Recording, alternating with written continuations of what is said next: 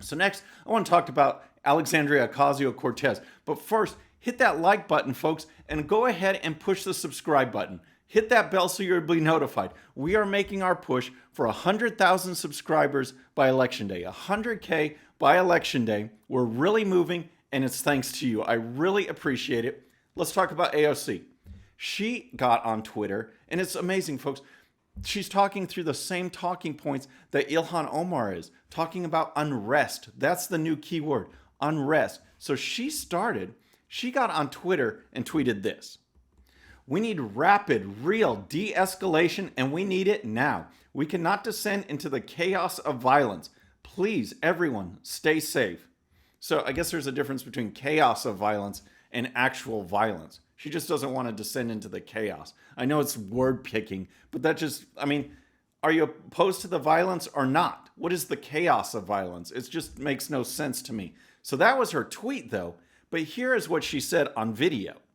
If you're trying to call for the end of unrest, but you don't believe healthcare is a human right, if you're afraid to say Black Lives Matter, if you're too scared to call out police brutality, then you aren't asking for an end of unrest. See, again, unrest, not riots, assault, vandalism, none of that stuff, just unrest. And now you have to believe in her wish list of items for it to stop. And if you don't, here's what she says. You are asking for injustice to continue and for your people to continue to endure the violence of poverty, the violence of a lack of housing access, the violence of police brutality, and not say a damn thing. The violence of poverty? What about the violence of violence? What about the actual violence that's going on to people that live in these neighborhoods? The property that is being destroyed? Every one of these incidents is a crime. Someone needs to go to jail. Someone needs to be prosecuted. But in case you aren't following what she's saying, she's basically saying that the end to the unrest is conditional. If you want the looting and the rioting and the vandalism to stop, the assaults to stop, you have to start adopting her Green New Deal programs. So if you're out here calling for the end of unrest, then you better be calling for healthcare as a human right. You better be calling for accountability in our policing. You better be supporting community review boards. You better be supporting, the end of housing discrimination. So we have to call for the end of housing discrimination before we can call for the end of burning the buildings down.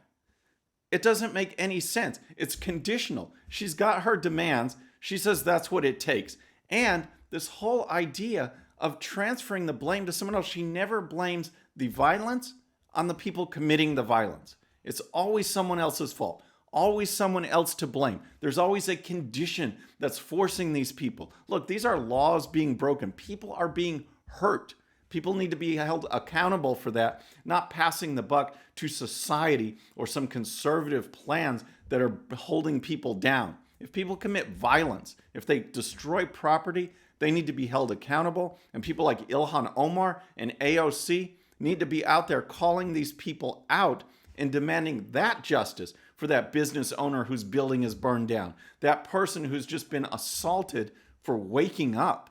Those are the ones that need to be held accountable, and AOC does none of that.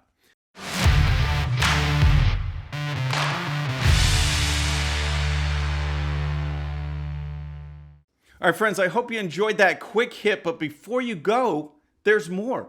Hit that subscribe button. Hit that bell so you'll be notified. Then check out the full show that this quick hit came from. And when you're done with that, here's another video just for you.